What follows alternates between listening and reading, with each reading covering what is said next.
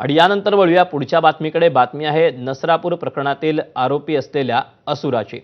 सुट्टीसाठी आजीच्या घरी आलेली 4 वर्षांची चिमुकली अंगणात खेळत होती। त्यावेळी 65 वर्षांचा नराधम भीमराव कांबळेने तिला गोठ्यात नेलं, तिच्यावर लैंगिक अत्याचार केले। एवढंच नाही तर तिला दगडाने ठेचून तिची हत्या केली। त्यानंतर तिचा मृतदेह शेणाच्या ढिगाऱ्याखाली झाकून ठेवून पळ काढला। इतकं गंभीर कृत्य करूनही या नराधमाला त्याचा जराही पश्चाताप झाला नाही। ग्रामस्थांनी त्याला चोप देऊन पोलिसांच्या ताब्यात दिलं, तरीही आपण काहीही चुकीचं केलं नाही असा दावा या नराधमानं कोर्टात केला। काल पोलिसांनी त्याला कोर्टात हजर केलं। यावेळी युक्तिवाद करताना न्यायाधीशांनी नराधमाला प्रश्न विचारला, तुमची केस नेमकी काय आहे माहिती आहे का, असं न्यायाधीशांनी विचारलं असता त्यावर नराधमानं अक्षरशः संतापील असं उत्तर दिलं। सर, ही मारामारीची किरकोळ केस आहे असं असुर कोर्टात म्हणाला। त्याला कोर्टानं 5 दिवसांची कोठडी सुनावली।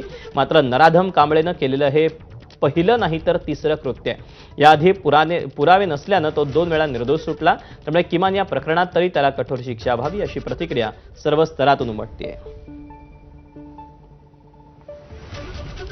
दरम्यान या आरोपीची गुन्हेगारी पार्श्वभूमी कशी राहिली ती आपण पाहूया।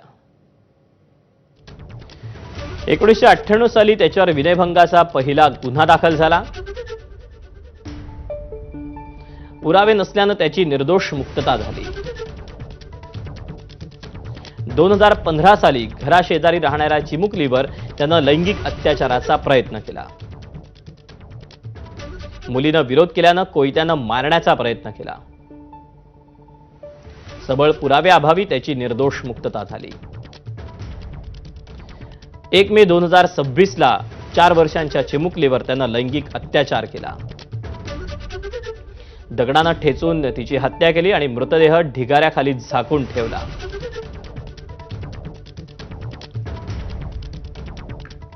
नसरापुरातील धक्कादायक घटनेनंतर ग्रामस्थ चांगलेच आक्रमक झाले। त्यांनी शुक्रवारी रात्री पोलिसांना घेराव घालून रास्ता रोको आंदोलन केलं। काल नसरापुरात मोर्चा काढून आंदोलन केलं, तर संध्याकाळी पुण्यातील नवले पुलाजवळ ठिय्या देऊन पुणे बंगळुरू महामार्ग रोखून धरला होता। त्यानंतर पोलिसांनी समजूत काढल्यानंतर आंदोलन मागे घेतलं। पीडितेवर काल रात्री उशिरा अंत्यसंस्कारही करण्यात आले। कालच्या संतप्त वातावरणानंतर नसरापुरातील परिस्थिती हळूहळू नियंत्रणात येते। त्यातच कालपासून नेते मंडळींनीही पीडित कुटुंबियांची भेट घेण्यासाठी गर्दी केली।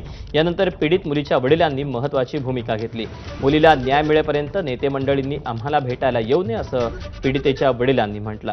पुढारी येऊन फोटो काढून राजकारण करतायत अशा तक्रारीही पीडितेच्या वडिलांनी केल्या।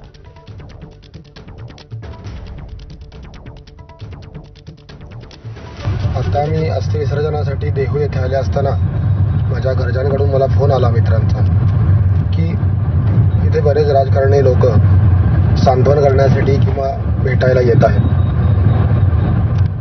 तर माझी आणि माझ्या कुटुंबाची एकच इच्छा आहे, जोपर्यंत माझ्या मुलीला योग्य तो न्याय मिळत नाही, त्या नराधमाला जोपर्यंत फाशी होत नाही तोपर्यंत एकाही राजकारणाने आमच्या घरी आम्हाला भेटायला येऊ नये, एवढी माझी नम्र विनंती आहे। जेव्हा त्या नराधमाला फाशी होईल तेव्हाच राजकारणी किंवा जे कोण लोक असतील ज्यांना आम्हाला भेटायचे आम्ही त्यांना भेटू। जोपर्यंत त्या नराधमाला फाशी होत नाही तोपर्यंत कुठल्याही राजकारणाने माझ्या घरी माझं सांत्वन करण्यासाठी येऊ नये ही माझी नम्र विनंती आहे। तर मुख्यमंत्री देवेंद्र फडणवीसांनी नसरापूर घटनेबाबत काय प्रतिक्रिया दिली तीही पाहूया। लोकशाहीमध्ये आपल्याला सगळ्यांनाच असं वाटतं की अशा नराधमाला भर चौकामध्ये फाशी दिली पाहिजे, पण ती लोकशाहीत करता येत नाही।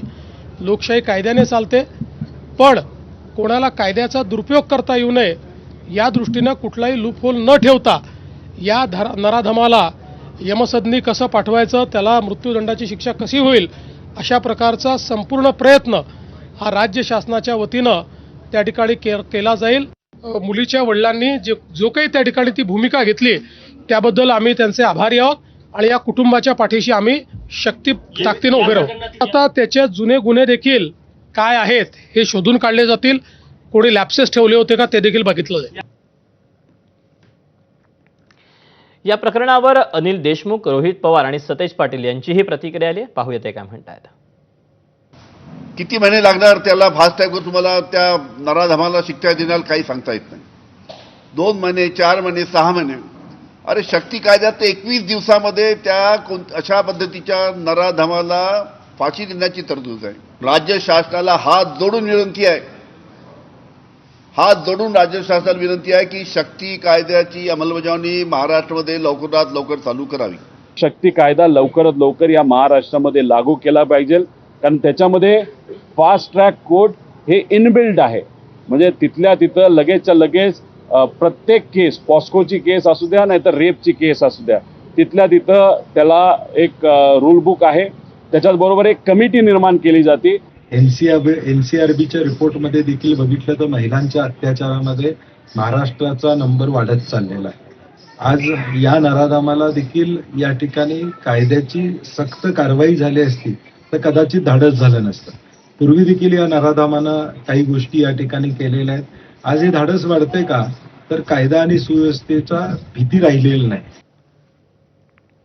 या घटनेनंतर अभिनेते आणि दिग्दर्शक प्रवीण तरडे आणि रितेश देशमुख काय म्हणतात तेही पाहूया. महाराजांच्या काळात जी चौरंग करण्याची पद्धत होती तीच योग्य आहे. आता ह्याच्यात पुन्हा मी तर म्हणतो लोकांना सापडला ना तेव्हाच मारून टाकायला पाहिजे होता, त्याला चेचायला पाहिजे होता. संपून टाका ही घाण या 1-2 दिवसामध्ये, लोकांनाही कळू दे.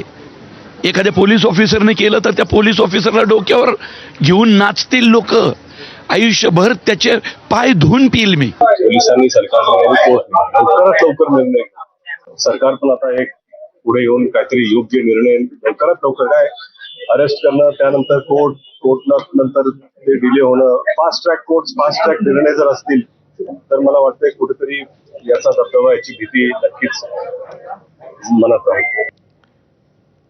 पुढची धक्कादायक बातमी बीडमधून. 54 वर्षीय नरा